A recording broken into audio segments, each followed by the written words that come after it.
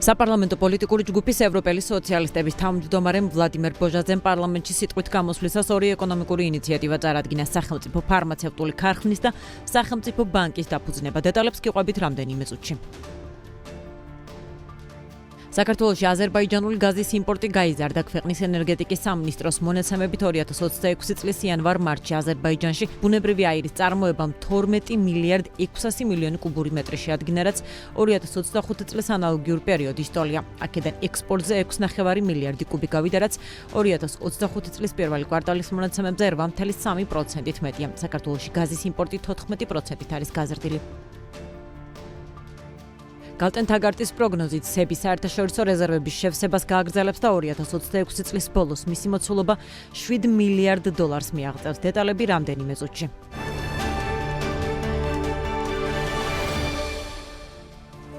საღამომშვიდობის BMG-ის გუნდის წევრებთან ერთად საქმიან საღამოს წარმოგიდგენთ. ჩვენი ამ გადაცემის ავტორები გიორგი თოლორდავა და ბექა ბაციკაძე ვართ. დავიწყოთ.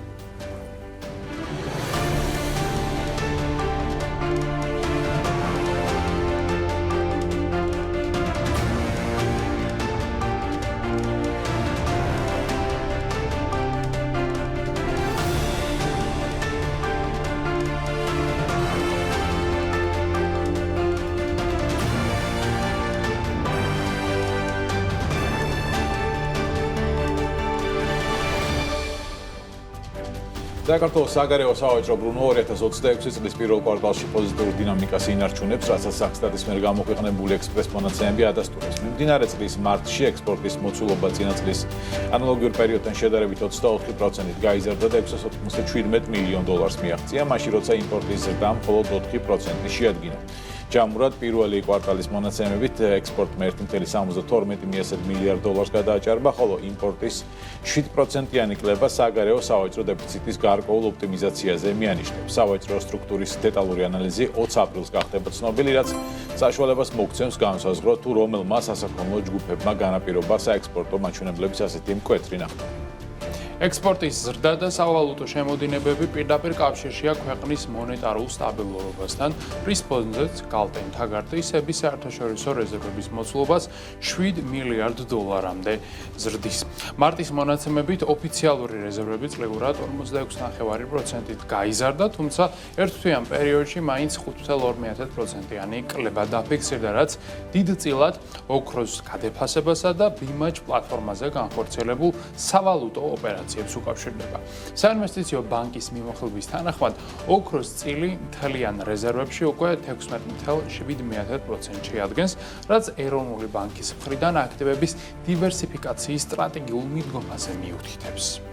სანამ ეროვნული ბანკი ოქროს მარაგებსა და სავალუტო ინტერვენციებს აბალანსებს, საკანონმდებლო ორგანოში ფასების საპარლამენტო კომისიის მუშაობა ნამდვილ ტრაგიკომედიად იქცა. კომისიის თავმჯდომარე შოთა ბერიკაშვილი ამტკიცებს, რომ 80 კომპანიის და 7 ქვეყნის გამოცდილების დეტალური ჩაძიების შემდეგ ფასების კლების საიდუმლო ფორმულას მალე გვამცნობს.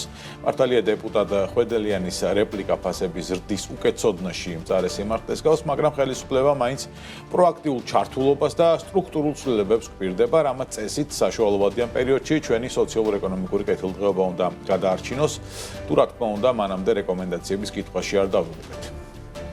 ფასების კომისიის რეკომენდაციების მოლოდინში დიმიტრი ხუნტაძე პარლამენტის ტრიბუნასთან შეგვახსენა, რომ არჩევნებამდე დარჩენილი 2 წელი შესაძლოა იმაზე ნაკლები აღმოჩნდეს, ვიდრე მცხეთის მტვრიანი ქუჩების მოწესრიგებას ან სიონის წყლობით თაროზე შემოდებული წყლის პროექტის დასრულებას სჭირდება.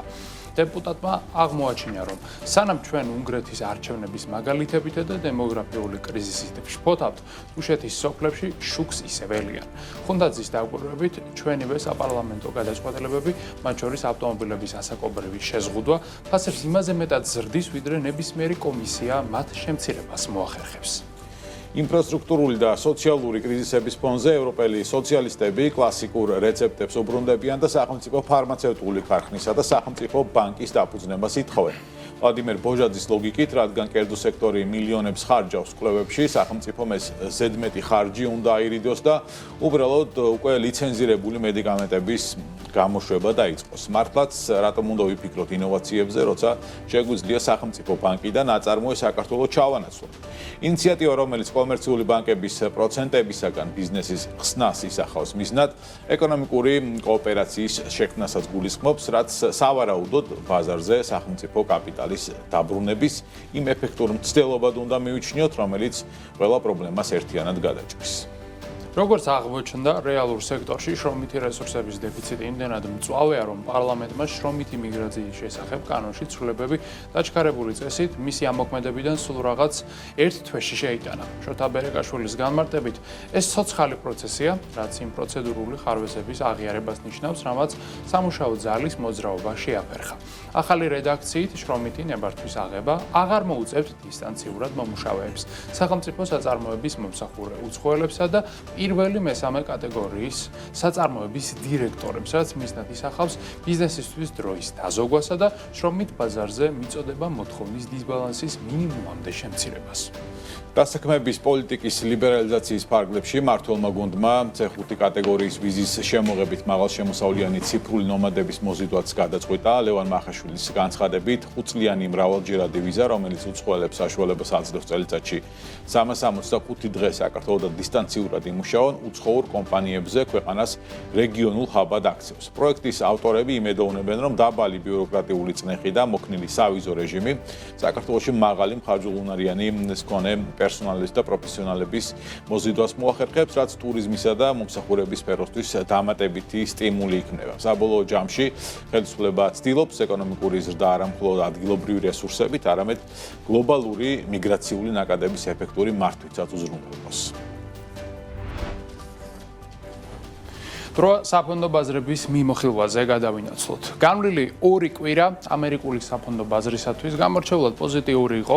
ყოველი ამ კვირების განმავლობაში ჩვენ საშუალოდ ვიხილეთ 3.9%-იანი ზრდა და ეს აღმასრულის დინამიკა უკვე ამ კვირასაც გრძელდება. გუშინ 1%-იანი ზრდა ვიხილეთ, დღეს კი ვითარება კიდევ უფრო უკეთესია, როგორც ხედავთ, მაგალითად S&P 500 არის გაზრდილი 1%-ით, Dow Jones-თან ამ ეტაპზე გვაქვს +0.59, NASDAQ-ი კი აფიქსირებს პლუს 1.72%. სხვათა შორის S&P 500 უკვე ზუსტად 1%-ით არის დაშორებული ახალი რეკორდული ნიშნულისგან და ეს ყველაფერი იმის ფონზე, რომ მომძლავრებული არის როგორც ენერგოკრიზისის გაღრმავების, ასევე მონეტარული პოლიტიკის გამკაცრების და პოტენციურად კონფლიქტის გაჭიანურების რისკები, თუმცა მიუხედავად ამისა, კორპორაციული სექტორის შედეგები იმდენად დადებითია, რომ ინვესტორებს მაინც შეუძლიათ რომ ენდონ ამერიკულ ბაზარს და ის როგორც გითხარით, სავარაუდოდ უკვე ხვალ ან მაქსიმუმზე ახალ რეკორდულ ნიშნულსაც დაძლებს. აქვე კომპანიებსაც უნდა გადავალოთ თვალი, როგორც ხედავთ, ლამის ყოველ მათგანს აქვს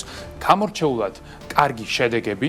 Nvidia-სთან ეს არის +3%, Google-თან 3.9%-იანი ზრდა გვაქვს, Microsoft-ის გამოცოცხლდა 2.74% ემატება, Amazon-ი საერთოდაც 4%-იან ზრდას აფიქსირებს, TSMC დაახლოებით 3%-ს აჩვენებს, Broadcom ისევ იზრდება, მიუხედავად იმისა, რომ ბოლო 1 თვის განმავლობაში მან უკვე 30%-ზე მეტი ზრდა დააფიქსირა, Meta-ს +5% აქვს, Tesla-ს კი +4.21%. ცხადია, ყოველ ამ კომპანიას არ ქონია სასიხარულო ამბავი 24 საათში უფრო მეტად ეს ბაზრის განწყობის სრულებაზე მიუთითებს და იმ ნარატივის დაბრუნებაზე, რომ ამერიკული კორპორაციული სექტორი ყველა გამოწვევას გაუძლებს და გადალახავს. სხვათა შორის ამისი პირველი ნიშნები უკვე გამოჩნდა, რადგანაც ამ კვირას უკვე დაიწყეს წამყვანმა ამერიკულმა მსხვილმა საინვესტიციო ბანკებმა თავიანთი ფინანსური შედეგების წარმოდგენა და ყოველი მათგანი შედეგები იყო რეკორდული. კონკრეტულად კი მათ შემოსავლებზე და მოგებაზე რამდენიმე წუთში მოგიყვებით, მანამდე ჩვენ გადავინაცვლოთ ევროპაში, სადაც ასევე დადებითი განწყობა გვაქვს ომის დასრულების პოტენციურ მოლოდინში. გაიზარდა ევროპული ინდექსის შეფასებაც საშუალოდ 1%-ით. შანხაისაც დადებითი შედეგი აქვს +0.95%, ნიკეისთან კი ზრდის მაჩვენებელი არის 2.43%. როგორც ხედავთ, გლობალურად ლამის ყველა საფონდო ინდექსი დღეს არის გაზრდილი. აი ამ ყველაფრის ფონზე ბუნებრივია, რომ უფასურდება ნავთობი ძალიან მკვეთრი დაღმასვლა გვაქვს, -7% ერთ დღეში, WTI $92-მდე დაეცა, ხოლო ბრენტის ფასი $95. ერთ კვირაში კორექცია, როგორც ხედავთ, 18% გვაქვს ამერიკულ ნავთობზე, ხოლო ბრენტის შემთხვევაში, გლობალურ ფლაგმანის შემთხვევაში -13%, 20%-იან კლებავს ხედავთ ბუნებრივ აირთან და მეგავატი საათ ენერგიის ფასი შეადგენს დაახლოებით €43. აქვე ოქროზეც უნდა ვისაუბროთ, რა თქმა უნდა, ის გაძვირებულია დღეს 1.5%, თუმცა მეტალის ფასი გვაქვს $4,815, ერთ წლიან პერიოდში +48% გვაქვს, ვერცხლთან კი +145%, ორივე შედეგები არის გამოსწორებული. აქვე ცხადია, კრიპტოინდუსტრიაზეც უნდა გადავინაცვლოთ, ამ მიმართულებითაც გვაქვს პოზიტიური შედეგები, რადგანაც ბაზრის განწყობა არის გამოსწორებული, ინვესტორები ფიქრობენ, რომ შეიძლება კონფლიქტი მართლაც საკმაოდ მალე დასრულდეს, შესაბამისად რისკის პრემია ბრუნდება ბაზარზე და ინვესტორებს უნდათ რომ განათავსონ თავიანთი აქტივები სხვადასხვა ასე ვთქვათ, კრიპტო და ციფრულ აქტივებში ბაზრის შეფასება ამ ყველაფრის მოზე დღეს 3.5%-ით გაიზარდა, მან მიაღწია $2.620 მილიარდ. ბიტკოინის ფასი ამ ეტაპზე არის, როგორც ხედავთ, უკვე 75,300-ის ფარგლებში, ეთერიუმი დაახლოებით $2,300 ვაჭრება, მატება ერთ კვირაში +11% ბიტკოინთან, ეთერიუმთან კი +14%, კაპიტალიზაცია გვაქვს $293 მილიარდი ეთერიუმთან, ბიტკოინთან კი $1.9 და აქვე იმასაც გეტყვით, რომ თუ კი გსურთ ბიტკოინის, ეთერიუმის ან სხვა ნებისმიერი კრიპტოაქტივის შეძენა, შეგიძლიათ გამოიყენოთ CoinMania-ს პლატფორმა, სადაც ყველა ეს სერვისი მარტივად არის ხელმისაწვდომი. აქვე ჩვენ ლონდონშიც უნდა გადავინაცვლოთ, იქაც პოზიტიური დინამიკა გვაქვს, ისევე როგორც გლობალურად ლამის ყველა ბირჟაზე, გაზრდილი არის საქართველოს ბანკის შეფასება და მატების მაჩვენებელი 1.64%-ია. TBC-სთან კიდევ უფრო უკეთესი შედეგი გვაქვს, როგორც ხედავთ, 4%-ზე მეტად გაიზარდა ის და ჩარტი უკვე უბრუნდება ფაქტობრივად რეკორდულ მაქსიმუმს, რომელიც სხვადასხვა 2025 წლის აგვისტოში დაფიქსირდა, სულ რაღაც 2%-იანი ზრდა სჭირდება TBC-ს დამატებით იმისათვის, რომ მან ოფიციალურად ახალი რეკორდი დააფიქსიროს. და აქვე ბოლოს უკვე ეროვნულ ვალუტაზეც უნდა ვისაუბროთ, რომლის კურსიც დოლართან მიმართებით ამ ეტაპზე არის 2.69. ევროს კურსი არის 3.18, ხოლო სტერლინგის კურსი არის 3.65. მოკლედ, აი ასეთი პოზიტიური განწყობა გვაქვს ჩვენ ამ წუთებში გლობალურ საფონდო ბირჟებზე. საკმაოდ საღამოს დასრულების შემდეგ კი თქვენ ტრადიციულად წინგელით თელარა გელანტიას ავტორ გადაცემა წერტილი, რომლის ანონსაც სწორედ ახლა გაგაცნობთ. ცხადია, გავაგრძელებთ კარგ ურთიერთობებს საქართველოსთან. თქვა პეტერ მადიარმა, როდესაც კითხვა საქართველო-უნგრეთის ურთიერთობებზე დაუსვეს, რა წონა აქვს უნგრეთის საპარლამენტო არჩევნების შედეგებს ევროპული უსაფრთხოების არქიტექტურაში, რა სიგნალია ვიქტორ ორბანის 16-წლიანი მმართველობის დასრულება ქართული ოცნებისთვის და რა უნდა იყოს მთავარი უნგრული გაკვეთილი საქართველოს მოქალაქეებისა და ოპოზიციისთვის. დღეს საღამოს 10:30-ზე BMG TV-ზე უშიშროების საბჭოს მდივნის ყოფილი მოადგილე დიპლომატი ვანო მაჭავარიანი წერტილში თელარა გელანტიასთან ერთად.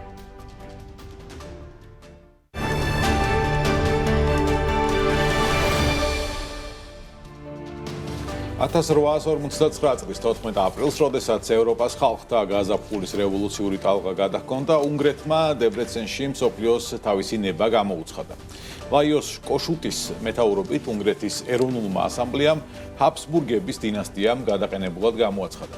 ეს არ იყო მხოლოდ ემოციური აფეთქება, ეს იყო კარგად გააზრებული პოლიტიკური აქტი, რომელმაც ავსტრიის იმპერიის საფუძვლები შეარყია. იმ მომენტში უნგრეთი ევროპული ლიბერალიზმის და თავისუფლების მთავარ ფორპოსტად იქცა. თუმცა იმპერიები მარტივად არ ნებდებიან. ავსტრიის სამხედრო უძლურებამ აიძულა იმპერატორი ფრანც იოსები დახმარებისთვის რუსეთის მეფე ნიკოლოზ პირველისთვის მიემართა. რუსეთის ინტერვენციამ კი აჯანყება სისხლში ჩაახშო. თუმცა ამ მარცხმა ბრჭყალებში საფუძველი ჩაუყარა 1867 წლის დიდ კომპრომისს, რამაც უნგრეთს ავსტრია-უნგრეთის იმპერიის ფარგლებში უპრეცედენტო ეკონომიკური და პოლიტიკური ძალაუფლება შესწინა. საინტერესოა, რომ 129 წლის შემდეგ, სწორედ 14 აპრილს, ისტორიის ბორბალმა საქართველოშიც მსგავსი წრე შემოხაზა. თუ 1859 წელს უნგრელები პოლიტიკურ დამოუკიდებლობას ითხოვდნენ, 1978 წელს ქართველმა ერმა საბჭოთა იმპერიასთან ბრძოლა საკუთარი სულის მშობლიური ენის დასაცავად დაიწყო. თბილისის ქუჩებში გამოსული ათასობით ადამიანი, სტუდენტები და ინტელექტუალები წინააღმდეგდნენ მოსკოვის მცდელობას კონსტიტუციიდან ამოეღო მუხლი ქართული ენის სახელმწიფო სტატუსის შესახებ. ეს იყო იშვიათი შემთხვევა საბჭოთა რეჟიმის ისტორიაში, როდესაც იმპერიამ ხალხის ნების წინაშე უკან დაიხია. უნგრული 1859 წლის მანიფესტი და ქართული 1978 წლის 14 აპრილი ერთმანეთს თავისუფლების იდეით უკავშირდება. ორივე შემთხვევაში ერი მიხვდა, რომ სუვერენიტეტი იწყება იქ, სადაც იცავს შენს კულტურას, შენს ენას და შენს უფლებას თავად განკარგო საკუთარი მომავალი. ამგვარად 14 აპრილი ჩვენს კალენდარში მხოლოდ რიცხვი არ არის, ეს არის დღე, რომელიც გვაერთიანებს ევროპულ ცივილიზებულ ოჯახთან საერთო ღირებულებებით. უნგრელების ბრძოლა ჰაბსბურგების წინააღმდეგ და ქართველების პროტესტი საბჭოთა რუსული ცენზურის წინააღმდეგ ერთი და იმავე ისტორიული სიმართლის სხვადასხვა გამოვლინებაა. ეს თარიღი გვახსენებს, რომ დამოუკიდებლობა მუდმივი პროცესია, რომელიც მოითხოვს როგორც პოლიტიკურ სიმამაცეს, ისე კულტურულ სიმტკიცეს. დღეს, როდესაც ჩვენ ვსაუბრობთ სუვერენიტეტზე, უნდა გვახსოვდეს, რომ ის სწორედ ასეთ გადამწყვეტ მომენტებში იჭედება, სადაც ხალხის ხმა უფრო ძლიერი აღმოჩნდება, ვიდრე იმპერიული არმიები თუ ბიუროკრატიული მანქანები. 14 აპრილი არის ჩვენი საერთო ევროპული თავისუფლების და ეროვნული ღირსების დღე. რატომ წააგო უნგრეთში ორბანმა და რას გეგმავს მადიარი? დღეს ამ ორ მნიშვნელოვან კითხვას გაეცემა პასუხი ჩვენი ჟურნალისტი ერეკლე ფოლადიშვილი შემოგვიერთდება პირდაპირ ეთერში და დეტალურად ისაუბრებს იმ პოლიტიკურ ქარიშხალზე, რომელიც 12 აპრილს უნგრეთში დატრიალდა. ერეკლე საღამომშვიდობის. ბექა საღამომშვიდობისა და მივესალმები მაყურებელს. ვიქტორ ორბანი დამარცხდა და მასთან ერთად დასრულდა ის 16 წლიანი მმართველობის პერიოდი, რომელიც საკმაოდ მრავალფეროვანი, არაერთგვაროვანი და ბოლო პერიოდში მოსახლეობის უმრავლესობისთვის კრიტიკულად მიუღებელი აღმოჩნდა. ამჯერად ყურადღებას მხოლოდ ბოლო პერიოდზე და იმ მიზეზებზე გავამახვილებ, რამაც მისი დამარცხება განაპირობა. ევროპელი ანალიტიკოსების შეფასებით, ორბანის მარცხი ძირითადად უნგრეთში არსებულმა მზარდმა ეკონომიკურმა და სოციალურმა კრიზისმა განაპირობა. თუ ორბანი პირველ წლებში მოსახლეობის გულის მოგებას მასშტაბური სამთავრობო ხარჯებით ახერხებდა, წლებთან ერთად ეს შეუძლებელი გახდა. უნგრეთმა მთელ ევროპაში ყველაზე მძიმე ინფლაციური კრიზისი განიცადა, რაც კიდევ უფრო გაამწვავა ენერგორესურსებზე ფასების მკვეთრმა ზრდამ და უნგრული ეროვნული ვალუტის ფორინტის სერიოზულმა გაუფასურებამ. 2024 წლისთვის ქვეყანას უზარმაზარი საბიუჯეტო დეფიციტი ჰქონდა, რომელიც მშპ-ს 4.9%-ს უტოლდებოდა. მძიმე ვითარება დადგა საგარეო ვალის კუთხითაც, რომლის მომსახურების ხარჯებმაც წლიურად რეკორდულ 11.1 მილიარდ ევროს მიაღწია. ცხადია, ამან ორბანი საფირმო პოპულისტური ინსტრუმენტის საბიუჯეტო თანხების მოსახლეობისთვის მოხმარების ძალიან მნიშვნელოვანი ინსტრუმენტის გარეშე დატოვა.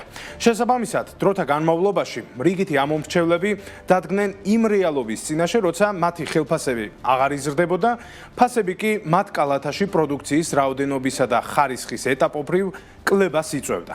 პრობლემა იყო ისიც, რომ ჯანდაცვის სექტორი სახელმწიფოს მხრიდან შესაბამისად ვეღარ ფინანსდებოდა, რაც არანაკლებ აზიანებდა ორბანის რეიტინგს რიგითი ამომრჩევლის თვალში. ჟანრის ლოგიკა მოითხოვს, რომ როცა ხალხს უჭირს, განსაკუთრებით მტკივნეულად აღიქმება კორუფციაც, რის მიმართაც პრემიერის გარემოცვა ნამდვილად არ იყო გულგრილი. ორბანის ბავშვობის მეგობარი უნგრეთის უმდიდრეს ადამიანად 16 წელიწადში იქცა და ბოლო წლებში ყველა სახელმწიფო კონტრაქტის 25%-ს იღებდა და იგებდა. საბოლოო ჯამში ელექტორატმა ვეღარ შეძლო ოლიგარქების მიერ სიმდიდრის უკიდურესი აკუმულაციის მოთმენა, მაშინ, როდესაც მათი საკუთარი ცხოვრების ხარჯები მკვეთრად იზრდებოდა და ცხოვრების დონე უარესდებოდა. განსაკუთრებით საინტერესოა, რომ ორბანმა ვერ შეძლო ძალაუფლების შენარჩუნება იმის და მიუხედავადაც კი, რომ თითქმის სრულად აკონტროლებდა ტრადიციულ მედიას, მათ შორის ტელევიზიასა და რადიოს და საარჩევნო ოლქებიც მისი ინტერესების მიხედვით ჰქონდა დახაზული. მარტივად რომ აგესტნათ, სადაც შეეძლო ოპოზიციურ ერთობას ხლეჭდა და მთავრობის ტრადიციული მხარდამჭერების რეგიონებს აერთიანებდა. მან საგულდაგულოდ იმუშავა საკონსტიტუციო სასამართლოში, საბიუჯეტო საბჭოსა თუ მედიის მარეგულირებელ ორგანოებში პოზიციების ჩასაბეტონებლად. თუმცა პეტერ მადიარმა მისი სისტემატურად განადგურება მაინც შეძლო. შეძლო, რადგან ის იყო ორბანისავე პარტია ფიდესის შიდა საქმეების კარგი მცოდნე. მან კარგად იცოდა, ვის რა დანაშაული ჰქონდა ჩადენილი და ეს იარაღად გამოიყენა. ბოლო 2 წელიწადში ამხილა კორუფციის უამრავი ფაქტი.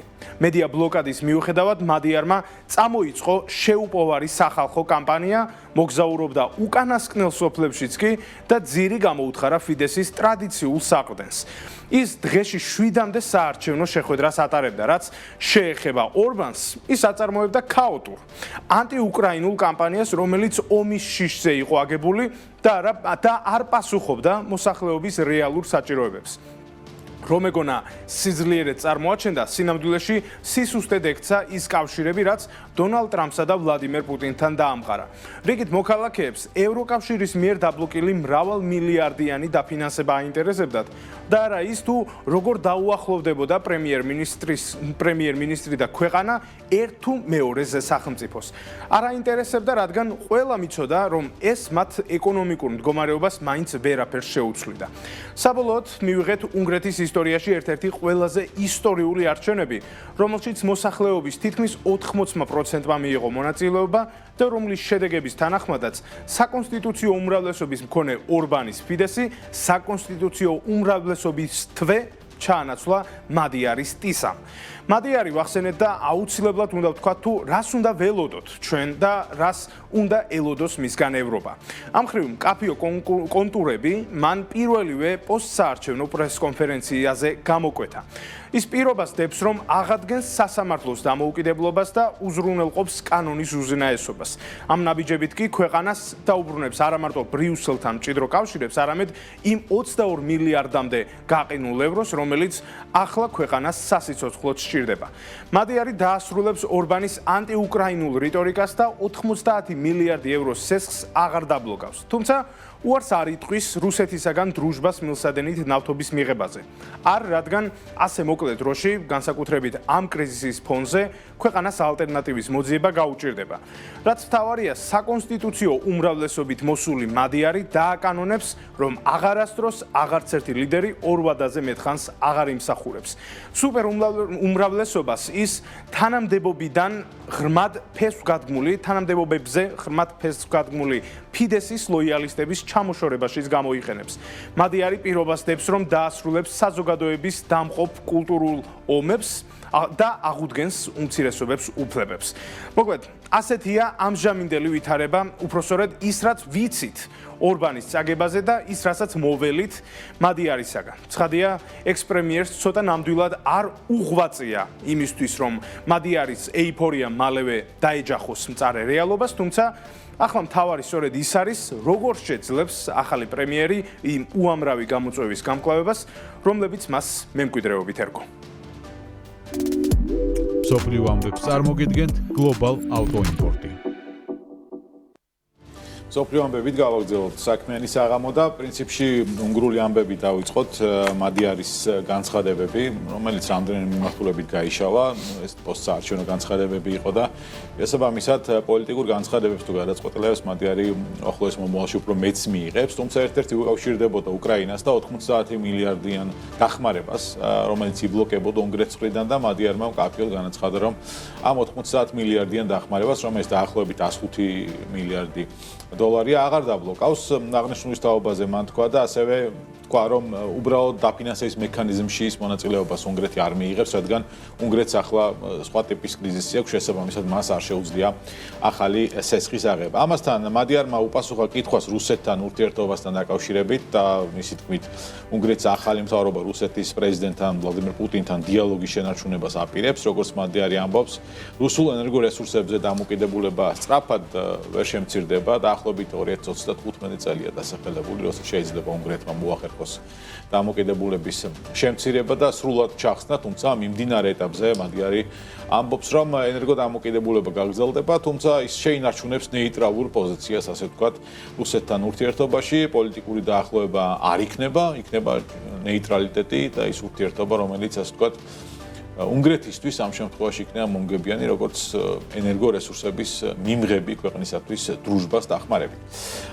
ხო, უნგრეთში საპარლამენტო არჩევნები 12 აპრილს რო იყო, მე მგონი ეს ყველა მიცის უკვე და მადიარმა რომ გაიმარჯვოს საკონსტიტუციო უმრავლესობით. მოკლედ არის გადაწყვეტილებები, რომელსაც პირველივე პრესკონფერენციაზე ელოდებოდნენ მისგან პასუხებს და კითხვების შესაბამისად დაისვათ, თუნდაც უკრაინასთან მიმართებით, თუნდაც რუსეთთან მიმართებით და შესაბამისად კითხვებზე პასუხები გაცემულია. ახლა ვნახოთ ქმედებები, როგორი იქნება მადიარის, რომელმაც საკმაოდ დიდი უპირატესობით დაამარცხა მისი მეტოქე და ვიქტორ ორბანმა გადაინაცვლა ოპოზიციურ ფლანგზე, მოიწვია კიდევაც პარტიული კრება და ამბობს, რომ ბრძოლაში დამარცხება, ომში დამარცხებას არ ნიშნავს. რას აპირებს?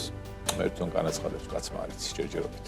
ხო, მადიარის კეთილგონივრული ნაბიჯი სხვათა შორის ძალიან დადებითად მიიღო უკრაინამ და საპასუხო ნაბიჯიც გადაიდგა რეალურად კიევის მხრიდან, როგორც ვოლოდიმირ ზელენსკი აცხადებს, იმ მილსადენის სარემონტო სამუშაოები, რომელიც დრუჟბას სახელით არის ცნობილი, ამ თვის ბოლომდე დასრულდება ნაწილობრივ მაინც და უნგრეთს აღუდგება ენერგო მომარაგება, რომელიც დაზიანდა რუსული რაკეტების აფეთქების შედეგად. ეს მილსადენი რაღაცნაირად პოლიტიკურად მწვავე საკითხი იყო ამ პერიოდის განმავლობაში, რადგანაც მილსადენი თავად გადის უკრაინის ტერიტორიაზე, ის ატარებს რუსულ ენერგორესურსებს და მას იღებს უნგრეთი. ერთი მხარე აქ არის, რა თქმა უნდა, უნგრეთი, რომელსაც ენერგორესურსების მიღება სჭირდება, რადგანაც უნგრეთს სხვა ქვეყნებისგან განსხვავებით ეს ზღვაზე გასასვლელი არ აქვს და დიდად არც ვარიანტები აქვს გარშემო, შესაბამისად დამოკიდებულია ის რუსეთზე. ხო, ნუ ძვირი იქნება ვარიანტები, რომელიც აქვს ფინანსები არ აქვს. რა თქმა უნდა, რაც უნდა ვერსია მოვიფიქროთ, უფრო ძვირი იქნება ვიდრე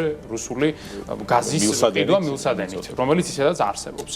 და მეორე მხარეს იყო, რა თქმა უნდა, უკრაინა, რომელსაც საერთოდ სურდა, რომ რაღაცნაირად დრუჟბას პროექტი გაჩერებულიყო სამუდამოდ, მაგრამ ამ ნაბიჯზე ფლად ბოლომდე ვერ წავიდოდა ვერანაირად, რადგანაც უნგრეთი დარჩებოდა ენერგორესურსების გარეშე და ესეც, რა თქმა უნდა, იყო მიუღებელი ვარიანტი. ამიტომაც ზელენსკიც წავიდა მარტივად რომ ვთქვათ კომპრომისზე, გაარემონტებს უკრაინა თავისი რესურსებით, რა თქმა უნდა, ევროკავშირის დახმარებით დაზიანებულ მილსადენს და უნგრეთს აღუდგება ენერგო მომარაგება და სხვათა შორის უკრაინამ რაღაცნაირად პოზიციაც დააფიქსირა ამ საკითხზე და თქვა, რომ პრობლემა არ არის, რომ იღებდეს უნგრეთი ენერგორესურსებს რუსეთისგან გარკვეული პერიოდის განმავლობაში, მაგრამ თუ ვამბობთ, რომ 2035 წლის მერე აღარ იქნება პრეცედენტი, რომ უნგრეთი შეიძენს რუსულ ენერგორესურსებს, მაშინ ეს პრეცედენტი მართლაც უნდა გამართლდეს და ეს არ უნდა იყოს რაღაც საარჩევნო სლოგანი ან დაპირება, რომელსაც შეიძლება დაუჯეროთ, რადგანაც უკრაინას აქვს მწარე გამოცდილება ზოგადად დაპირებებთან და ფუჭ, ასე ვთქვათ, მოლოდინებთან დაკავშირებით, ამიტომაც უკრაინა მაქსიმალურად ფრთხილია მიმართულებით, თუმცა უკრაინასა და უნგრეთს შორის შეგვიძლია ვთქვათ, რომ ურთიერთობები გადაიწვირთა უკვე ფაქტობრივად სუბთაფურცლიდან იწყებენ ახლა უკვე ეს ქვეყნები გეოპოლიტიკური ურთიერთობების წარმოებას და ალბათ ის მთავარი გამოწვევა, რაც იყო ორბანის ვეტო, პირდაპირ ასეთ ფენომენია, ვიკიპედიაში იძებნება ორბანის ვეტოს სახელით, აღარ იქნება ეს გამოწვევა და წესით უკრაინა აქედან სარგებას უნგრეთის მიიღებს, იმიტომ რომ უნგრეთს დაახლოებით 20 მილიარდზე მეტი ევროს გაჩერებული, რაც მნიშვნელოვანი უნგრეთის საბიუჯეტო დახმარებაა. 10-მდე სხვადასხვა ფონდის დაფინანსება ჰქონდა შეწყვეტილი და ასევე იყო რიგი პროცესები, რომლებშიც უნგრეთი საერთოდ გამოთიშული იყო, იმიტომ რომ ორბანი ვეტოს იყენებდა ისე როგორც ხო, ეს თანხა ცხადია მადიარს დაეხმარება. რა თქმა უნდა, ყველაფერში. განხორციელებაში გეგმებისა, რა თქმა უნდა, რომელიც მას აქვს. რომ გავაგზავნოთ უკრაინის თემა ამ შემთხვევაში, ისტორიაში პირველად მოხდა, რომ ერთ-ერთი რუსული საგუშაგო უკრაინულმა ჯარისკაცებმა მცოცხალი ძალის დახმარების გარეშე აიღეს, ხოლო უპილოტო პლატფორმების, სახმელეთო სისტემების, დრონების და რობოტების დახმარებით, აი ესე წავიდნენ და პირდაპირ დაიკავეს და სხვათა შორის ტყვედ ჩაბარდნენ ჯარისკაცები, რომლებიც რობოტებს ჩაბარდნენ ტყვედიდან, რომლებიც გადაუხსნენ ამ შეტევას, რომელიც განახორციელა უკრაინამ. ვოლოდიმირ ზელენსკის განცხადებით ოპერაცია ქვეითი ჯარის ჩართულობის და დანაკარგების გარეშე განხორციელდა. პრეზიდენტმა აღნიშნა, რომ ტექნოლოგიების გამოყენება ადამიანის სიცოცხლის გადარჩენის მთავარი გარანტია, ეს ერთ-ერთია პრინციპში, როდესაც დრონებს ან უპილოტო საფრენ აპარატებს ან სახმელეთო საშუალებებს იყენებ, იქ ჯარისკაცების ჩართულობა რა თქმა უნდა არ არის, ისინი იმართებიან რაღაცა ათეულობით კილომეტრის დაშორებით, შეიძლება ასეულობითაც შესაბამისად ადამიანური მსხვერპლი ამ შემთხვევაში უკრაინულ მხარეს ვერ ექნებოდა. ბოლოს ამი თვის განმავლობაში უკრაინულმა მხარემ სახმელეთო რობოტებმა, მათ შორის რეტელმა, ტერმიტმა და არდალი სისტემებმა ფრონტის ხაზზე 22000 მისია შეასრულეს. კოლოსალური რაოდენობა. ყველაზე მეტი მისია სხვადასხვა შორის ისტორიაში რეკორდი იქნება. რობოტებს განუხორციელებელი. რეკორდი იქნება, რა თქმა უნდა, იმიტომ რომ იქამდე რობოტული ტექნოლოგიები ასე არ იყო განვითარებული. ომში არავინ იყენებდა ლამაზს. ომში ასე არავინ იყენებდა.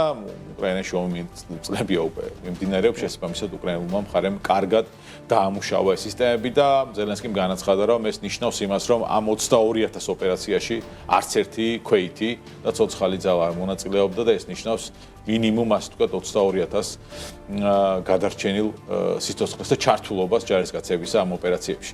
გარდა ამისა, უკრაინული პილოტო საფრენი აპარატების მოქმედების რადიუსი საზღვრიდან უკვე 1750 კილომეტრს აღწევს და ამასთან პრეზიდენტმა პარტნიორებს საზღვაო უსაფრთხოების სფეროში თანამშრომლობა შესთავაზა ამერიკის შეერთებული შტატების და ირანის ომის ფონზე ჰორმუზის სრუტეში შექმნილ ვითარებაზე საუბრისას ზელენსკიმ აღნიშნა, რომ მათ შეუძლიათ ჩაერთონ ჰორმუზის სრუტეში განვითარებული მოვლენების დასაცავად გემებისა, რომლებიც იქ არიან და მათ უკვე აქვთ ამის გამოცდილება შავ ზღვაში ფლოტს ძალიან კარგად უმკლავდება უკრაინული მხარე და Sea-Baby, ესეთი სისტემა, რომელიც აქვს დრონებისა უკრაინას და ასევე მაგურა და მათი მიწოდება შესთავაზა ზელენსკიმ მხარეებს, ამ შემთხვევაში ამერიკის შეერთებული შტატები და ისრაელი იგულისხმება ცხადია. ზელენსკის თქმითვე, უკრაინის მთავარი პრიორიტეტი ამჟამად არის სამხედრო დრონების და რობოტების იმდენად განვითარება, რომ რუსეთთან ბრძოლაში საერთოდ აღარ დასჭირდეთ ჯარისკაცების სიცოცხლის გარისკვა, ამ ტემპით თუ იმუშავეს, თუმეტეს სტარტაპებმა უკრაინულმა, რომლებიც დრონების მართვის ტექნოლოგიას AI-ს უკავშირებენ და ერთ პილოტს ასობით დრონის მართვა შეუძლია. ფორმერი NASDAQ-ზეც კი გავიდა იმდენად გაიზარდა 2 წელიწადში. ამ შემთხვევაში ეს მიღწევადი შედეგია, რომელსაც აანონსებს ვოლოდიმირ ზელენსკი. ხო, ერთხარ ეს რუსეთს ნამდვილად ძალიან ცუდად აქვს საქმე, რადგანაც პოზიციებს უკვე რობოტებთან კარგავს, მაგრამ მეორე მხარეს აქვს რუსეთს ძალიან დიდი გეოპოლიტიკური ამბიციები და უნდა რომ რაღაცნაირად ირანისა და ამერიკის მოლაპარაკებების პროცესში ჩაერთოს მედიატორის ამპლუაში და მართალია მოსკოვში არ მოეწყობა სამშვიდობო მოლაპარაკებები, მაგრამ მოსკოვს ექნება ესეთი საინტერესო ინიციატივა, რაც ძალიან უცნაურად ჟღერს. მოკლედ, კრემლი მზად არის, რომ უზრუნველყოს ირანიდან გამდიდრებული ურანის გამოტანა. რას გულისხმობს ახლა ეს ყველაფერი? ვიცით, რომ ირანში ბიორის სპირიტების გამოყენებით დაიბომბა ბირთვული სადგურები, კვლევითი ცენტრები, სადაც იყო გამდიდრებული ურანი. ირანი აღიარებს, რომ ურანი იყო, მაგრამ არ აღიარებს, რომ ეს ურანი იყო იარაღის შექმნისთვის, მათი თქმით, ეს უნდათ მათ ენერგიის წარმოებისათვის. ამას, რა თქმა უნდა, ამერიკა ასე არ იღებს და ფიქრობს, რომ ეს იყო იარაღისათვის საჭირო ურანი. ეს ურანი არის ამჟამად ძალიან პრობლემული საკითხი, რადგანაც ასობით ტონა, ასე ვთქვათ, ბეტონისა და ცემენტის ქვეშ არის ახლა ის მოქცეული. მისი იქ დატოვება ამერიკას არ უნდა, რადგანაც თუ გამოიტანენ ურანს არაფერი არ დაემართება, ისევ გამოსადეგი იქნება და ხვალდაზე შეიძლება ისევ დაიწყონ მისი გამდიდრების პროცესი და შემდეგ იარაღის წარმოება.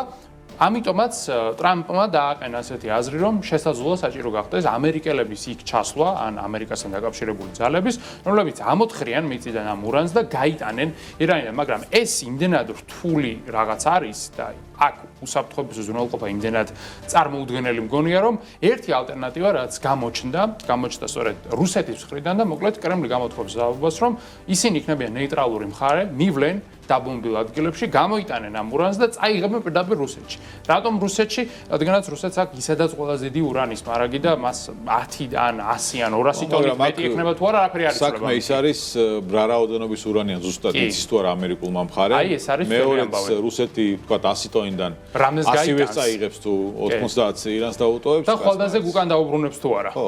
ფარული გზები. რა პრობლემაა?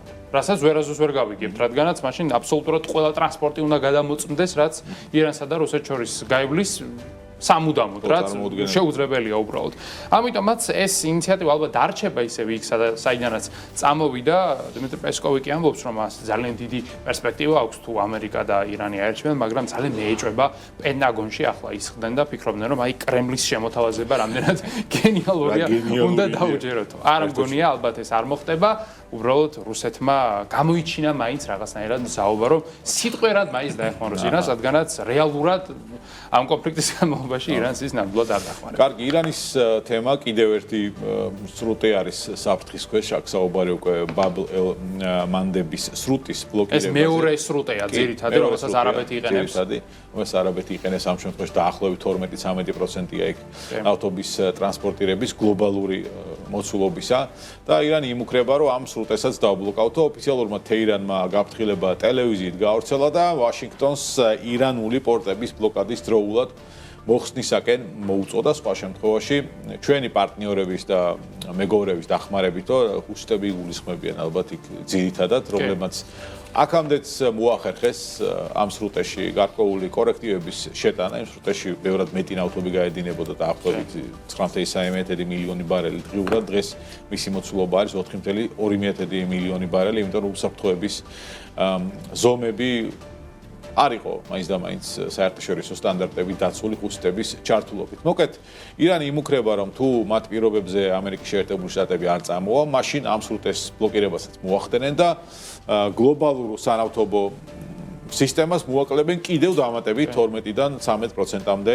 ნავთობს, რაც თუ ანუ ყურის ყველა ქვეყანა უბრალოდ გამოეთიშება ექსპორტს თუ ასე მოხდა. ხო, ძალიან მძიმე შედეგების მომტანი იქნება ახლა ამ სრუტის შეზღუდვა და ჩაკეტვაც და მსგავსი სცენარის რეალიზებამ შეიძლება გლობალურ ბაზრებზე დამანგრეველი გავლენაც იქონიოს, რადგან სატრანზიტო გზა წითელ ზღვას და ადენის ყურეს ერთმანეთთან აკავშირებს და ერთადერთი საზღვაო მარშრუტია, რომელიც გემებს ხმელთაშუა ზღვაში აფრიკის კონტინენტის შემოვლის გარეშე შეუძლიათ გავლა. შესაბამისად, ამ სრუტის ბლოკირება ნიშნავს იმას, რომ მაშინ აფრიკის კონტინენტს უნდა შემოვა, რაც წარმოუდგენელ ხარჯებთან არის დაკავშირებული, ანუ ეხლა ეს ტანკერების გადაადგილება ასე არ არის არც ბიზნესურად, არც პოლიტიკურად, არც ლოგისტიკურად მომგები არის არანაირად. შესაბამისად, ნახოთ ყოველ შემთხვევაში ახლა ჰორმუზის სრუტე არ აკლდა დონალდ ტრამპს და ამაზე ნერვიულობა და ახლა ბაბელმანდებზეც უნდა იფიქროს, რომ ემან ირანმა რაიმე არ მოიმოქმედოს. აი ამ ყველაფრის ფონზე რაც ხდება, რა თქმა უნდა, ოპეკის გამოშვება, წარმოება არის შემცირებული, მათ ნებით არ შემცირებიათ ეს ტექნიკური მოცემულობა ასეთი, რომ უბრალოდ ექსპორტზე არ შეუძლიათ. გატანა და ქვეყნების მიხედვით არის ძალიან საინტერესო სტატისტიკა, მოკლედ ერაყის წარმოება წლიურად 61%-ით შემცირდა, გაერთიანებულ საამიროებში ვარდნა 44%-ია, ქუვეითმა კი ნავთობის წარმოება შეამცირა 53%-ით, საუდის არაბეთთან გვაქვს დაახლოებით 23%-იანი კლება წლიურად და ჯამში ოპეკის წარმოება ნავთობისა არის წლიურად შემცირებული 27%-ით, სხვათა შორის ასეთი მკვეთრი ვარდნა ოპეკს აი ესე გარე ფაქტორის გამო არ ქონია COVID პანდემიის შემდეგ, რეალურად აი ამ მასშტაბის ენერგეტიკულ კრიზისთან გვაქვს. პანდემიის დროს მეტი იყო, ხო? პანდემიის დროს მეტი იყო, რადგანაც უბრალოდ ნავთობი არ უნდა და არავის და შესაბამისად აზრიც არ ქონდა წარმოებას, მაგრამ ახლა ვითარება საერთოდ სხვა არის, წარმოება უნდათ მომხმარებლები არიან, უბრალოდ დამაკავშირებელი ხიდი არ არსებობს და როგორც ვახსენებ, თუ კი ბაბელმანდებიც ჩაიკეტა, ხიდი საერთოდ აღარ იარსებებს. შესაბამისად, ვითარებაც ალბათ ისიც უფრო მეტად გამწვავდება, მაგრამ იმედი ვიქონიოთ, რომ ვითარება ამ მიმართულებით არ წავა და მშვიდობა დღეს თუ არა ხვალ მაინც დაისადგურებს ახლო აღმოსავლეთში. სოფლიო ამბებს წარმოგიდგენთ Global Auto Import-ი.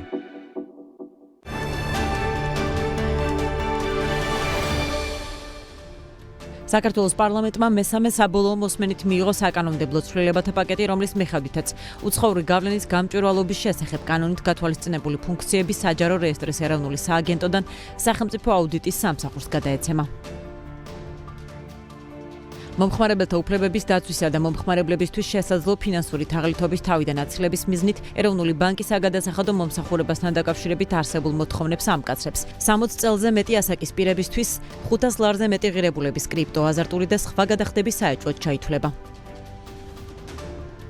ბოლო დღეების განმავლობაში ჩატარებული ღონისძიებების შედეგად უცხო ქვეყნის 78 მოქალაქე საქართველოდან გააძევეს ინფორმაციას შინაგან საქმეთა სამინისტრო ავრცელებს.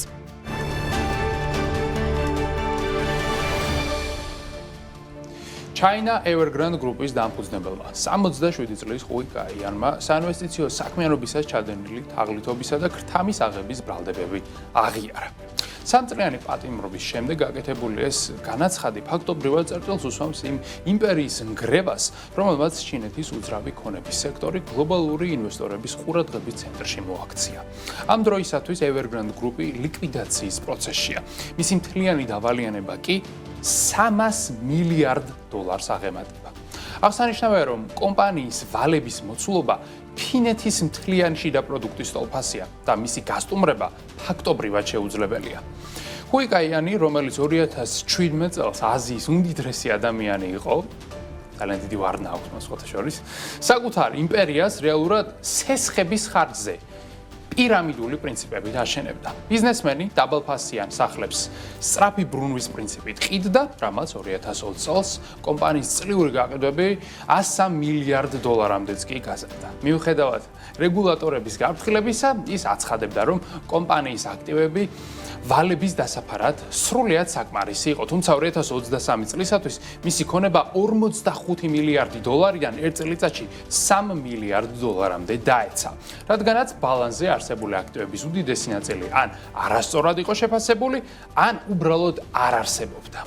აღსანიშნავია, რომ წლების განმავლობაში ბიზნესმენი აქტიურად ცდილობდა ჩინეთის პოლიტიკურ ელიტასთან დაახლოებას და მხარს უჭერდა პრეზიდენტ სი ძინპინისათვის პრიორიტეტულ სფეროებს, თუმცა მხოლოდ ამ სტრატეგიამ ვერ გაამართლა. ცნობისთვის კაიანმა კომპანია Evergrande 1996 წელს ქალაქ გვანჯოუში დააარსა. მანამდე იგი ფოლადის ტექნიკოსად მუშაობდა და სოფლად ბებიის მზრუნველობის ქვეშ იზრდებოდა. სასამართლოს შეფასებით, მისი არნახული ტემპით გამდიდრება პირდაპირ კავშირში იყო სამთავრობო კავშირებთან, კორუფციასთან და თაღლითობასთან, რომელსაც ბიზნესმენი უკვე ახლა თავადაც აღიარებს.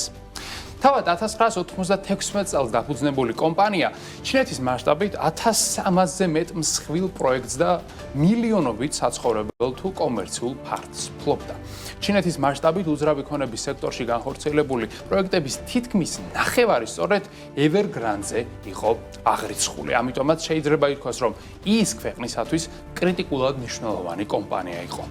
Evergrande-ისთვის ეს ისტორიული კრიზისი სხვათა შორის პანდემიის პერიოდში დაიწყო, როდესაც უძრავი ქონების გაყიდვები მკვეთრად დაეცა, კომერციული ფართების გაქირავების მაჩვენებელი კი ისტორიულ მინიმუმამდე შემცირდა. მართალია ამ პრობლემის წინაშე მსოფლიოს სხვა კომპანიებიც აღმოჩნდნენ, თუმცა Evergrande-ის მსგავსი მოცულობის ვალი არც ერთ სხვა კომპანიას ისტორიაში არასოდეს არ ჰქონია. რისკების არასათანადო მენეჯმენტმა კი დეველოპერული ტიტანი გაკოტრებამდე მიიყვანა. საინტერესოა, რომ Evergrande-ის დამფუძნებელმა მთელ ამ პროცესში ერთი ისტორიული მნიშვნელობის რეკორდიც დაამყარა. $300 მილიარდიანი დანაკარგით ის პლანეტის ყველაზე მასშტაბური პირამიდის ავტორი და თაღლითური ქსელის შემოქმედი გახდა. ამ ამბის შემდეგ გლობალურ ბიზნესზე გადავინაცვლოთ. ბატონი ხუი კაიანმა შესანიშნავი პირამიდა აწყო, რო არა 300 მილიარდიანი პანდემია ვინ იცის რამდენი ალბათ 600-მდე წაიყვანდა. ტრილიონზე წავიდო და მე დავალიანება, რომელიც მან დააგროვა. მოკლედ, ფლორიდის სასამართლოს გადაწყვეტილებით დავიწყოთ, რომელიც უკავშირდებოდა დონალდ ტრამპის $10 მილიარდ სარჩელს, დონალდ ტრამპის სარჩელი მედია მაგნატ რუპერტ მერდოკის და Wall Street Journal-ის წინააღმდეგ შეიტანა და ეს სარჩელი არ დაკმაყოფილდა მოსამართლის მიერ. პრეზიდენტი Wall Street Journal-ს წამებაში ადანაშაულებდა იმ სტატიის გამო, სადაც ნათქვამი იყო, რომ ტრამპმა მშავდებული ჯეფრი ეპშტეინის 50 წლის იუბილეზე უხამსი შინაარსის წერილი გაუგზავნა. მოსამართლე დარინ გეილსის განმარტებით საქმეში არსებული მტკიცებულებები ვერ ადასტურებდა იმას, რომ თავად სტატიის ავტორმა და გამოცემამ ეს სტატია გამოქვეყნა იმისთვის, რომ დაეზიანებინა კონკრეტული პიროვნების იმიჯი და მოღვაწეობა. შესაბამისად, არ გაითვალისწინა დონალდ ტრამპის იურისტების სარჩელი და ასევე უნდა აღინიშნოს, რომ 27 აპრილამდე მისცა ვადა განმეორებითი სარჩელის წარდგენისთვის, რომელ ვადასაც როგორც აღმოჩნდა დონალდ ტრამპის იურისტები გამოიყენებენ და შესაბამისად განმეორებით სარჩელს წარადგენენ. თავად Wall Street Journal-ის წარმომადგენლები იყვნენ ბედნიერები, რადგან თქვეს, რომ ეს არის უსაფუძვლო ბრალდებები, რომელზეც შესაბამისი პასუხი ამერიკის შეერთებული შტატების სასამართლომ გასცა. ცნობისთვის დავის საგანს წარმოადგენს 2024 წლის ივლისში გამოქვეყნებული მასალა, რომლის მიხედვითაც ეპშტეინის საიუბილეო ალბომში ტრამპის წერილიც აღმოჩნდა. ჟურნალის ცნობით, ტექსტი ჩასმული იყო შიშველი ქალის მოხაზულობის ჩარჩოში, რომელიც ხელით იყო დახატული. ცხადია, ტრამპმა ამასთან დაკავშირებით იჩივლა, ამას ბინძური ტყუილ უწოდა და ყალბი ახალი ამბები, თუმცა ჯერჯერობით მის სარჩელი არის უარყოფილი სასამართლოს მხრიდან. აი ამ ყველაფრის ფონზე ის უნდა ითქვას, რომ ტრამპი არ ჩერდება, მაინც საქმეშია ჩართული დღე-და-ღამე, ხან გეოპოლიტიკაში, ხან ბიზნესში, ხანაც გარიგებებში და ცოტა ხნის წინ სხვადასხვა მას შეხვედრა ჰქონდა ძალიან მსხვილი კომპანიების დირექტორებთან და ერთ-ერთი კომპანიის დირექტორი იყო სკოტ კირბი, რომელიც არის United Airlines-ის ხელმძღვანელი, ეს ყველაზე დიდი ავიაკომპანია ამერიკაში და ანუ ამ ფაქტიდან გამომდინარე პლანეტაზე და როგორც ჩანს United Airlines-ის დირექტორმა ტრამპს ძალიან საინტერესო ინიციატივა შესთავაზა. ამ ინფორმაციას Reuters-ი ავრცელებს მე პირადად ვერ გადავავაწევდი ამას ძალიან რომ დომოდა, მაგრამ Reuters-ის მტკიცებით ტრამპის მაგიდაზე აღმოჩნდა ძალიან საინტერესო სტრატეგიული შერწყმის დოკუმენტი, რომელშიც იყო ასახული აი ესეთი გეგმა. მოკლედ United Airlines-ი და American Airlines-ი, AA სახელით ცნობილი გიგანტი უნდა გაერთიანებულიყვნენ. აი ესეთი იყო შეთავაზება და ეს დაახლოებით იგივე მასშტაბის გაერთიანება იქნებოდა, რომ წარმოვიდგინოთ აი მაგალითად Boeing-ისა და Airbus-ის შერწყმა და ერთი მოთამაშე რომ გამოჩენილიყო ბაზარზე. აი ესეთი ინიციატივა დაუდო როგორც ჩანს United Airlines-ის დირექტორმა. BMW-ს და Mercedes-ის. ხო, BMW-ს და Mercedes-ის შერწყმა რაღაც. Apple-ის და Samsung-ის გაერთიანება. დაახლოებით ეგეთი რამე. ეს გარიგება შეიძლება ლოგიკურად ძალიან მაგრად ჟღერდეს, რადგანაც ორი გიგანტური კომპანიის გაერთიანება როგორც წესი კიდევ უფრო მეტად აძლიერებს ესეთ კომპანიას, მაგრამ პრობლემაც ეს არის. ეს იმდენად, ასე ვთქვათ, მსხვილი კონცენტრაცია, რომ ბაზარზე შემდეგ კონკურენციას აზრი ეკარგება. არანაირად არ რჩება აზრი, ესენი უბრალოდ შეჭამენ მთელ ბაზარს და ამიტომაც არის რისკები იმისა, რომ ამას კონკურენციის სააგენტო დაბლოკავს და უზენაესი სასამართლოც ზედ მიაბლოკავს და შეიძლება ტრამპმა ეს ნაბიჯი არ გადადგას და მწვანეში კი არ ანთოს, მაგრამ თუ აანთო და მზაობა თუ იქნება არეგულირების მხრიდან, მაშინ შეიძლება ამერიკაში ვიხილოთ ერთი მეგა კომპანია, რომელიც შემდეგ ალბათ უკვე ყველა კონკურენტებსაც იყიდის, იმდენი კაპიტალი ექნება, რომ ძალიან დიდ კონცენტრაციასთან შეიძლება გვექნეს საქმე. BlackRock-მა ამერიკული საფონდო ბირჟების და უმსხვილესი კომპანიების აქციების მიმართ პროგნოზი გაუმჯობესა და პერსპექტივა ნეგატიურიდან პოზიტიურამდე გაზარდა. და ლამის რეკორდზეც ავიდა ეს ბირჟა უკვე 11 ტრილიონიანი საინვესტიციო გიგანტი მიიჩნევს, რომ გაზრდილი შემოსავლები და მდგრადი მოგება განსაკუთრებით ტექნოლოგიურ სექტორში ახლო აღმოსავლეთში მიმდინარე კონფლიქტით გამოწვეულ ნეგატიურ ფონს ფარავს, შესაბამისად არანაირი საფუძველი, რომ პროგნოზი იყოს ნეგატიური და პოზიტიურისკენ უნდა შეიცვალოს. ანალიტიკოსების განმარტებით ოპტიმიზმის საფუძველს ტექნოლოგიური სექტორის შედეგები იძლევა, სადაც 2026 წელს 43%-იანი მოგების ზრდა მოსალოდნელი, რაც AI ბუმით იქნება განპირობებული. მოკლედ AI მნიშვნელოვან წინაპირობას წარმოადგენს ისეთი ქვეყნების ეკონომიკებისთვის, როგორც ამერიკის შეერთებული შტატები ამ შემთხვევაში. ნედავ ჩვენს ეკონომიკაში რა წილი აქვს AI-ის? ალბათ ნულთან ძალიან ახლოს. რაღაცა იქნება IT სექტორთან რაღაცა წილი ერთი. რა მქონია. სრულ ეკონომიკაში ალბათ 1% ვერ იქნება. აი საინტერესო დღეს რიცხვი იქნება. BlackRock-ის საინვესტიციო დეპარტამენტის ხელმძღვანელის განცხადებით, ამერიკული ტექნოლოგიური სექტორის შეფასებები ამჟამად უფრო მიმზიდველია, ვიდრე გასულ წელს იყო, რა თქმა უნდა, თანაც AI ბუშტის არსებობასთან დაკავშირებით ჩიშებიც მილეულია, შესაბამისად BlackRock-ი ამ შემთხვევაში თამამ პროგნოზებს აკეთებს და როგორც ხშირად ხდება ხოლმე BlackRock-ის პროგნოზები რაღაც დიდი ალბათობით ყოველ შემთხვევაში 50%-ზე მეტად მართლდება ხოლმე და უნდა ვენდოთ ჩვენ სამ საინვესტიციო კომპანიას. საქმეის აღამო დღეს ამი დასრულებულია, მადლობა ყურადღებისთვის. მომავალ შეხვედრამდე.